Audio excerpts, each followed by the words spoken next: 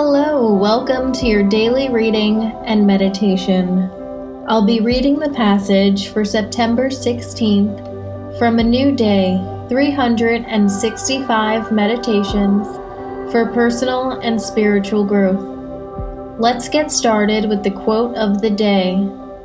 Frederick Hebel once said, "There are people who always find a hair in their plate of soup, for the simple reason that when they sit down before it, they shake their head until one falls in."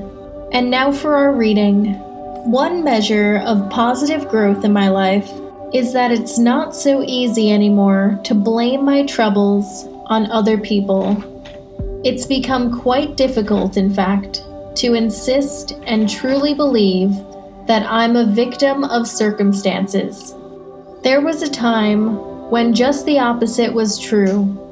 If I was pulled over for drunk driving, I'd automatically reason that the police were out to get me because I was driving a sports car. If that dentist hadn't given me pain pills, I wouldn't have become addicted. If they hadn't served champagne at my brother's wedding, I wouldn't have ended up in jail. Now that I'm living in reality, such attitudes seem far-fetched, sometimes even amusing. I have to remember, though, that they were hardly funny at the time. I was seriously deluded.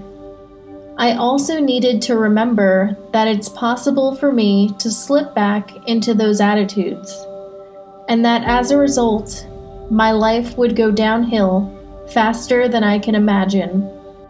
Do I see now that only I am responsible for what happens to me when I make a choice or take an action? Am I willing to continue to take responsibility? And now for our thought of the day. I am responsible for my own actions and the consequences thereof. And now it's time for our 5-minute meditation. Find a quiet and comfortable place and sit with your spine straight but relaxed. Find your breath and settle into your seat.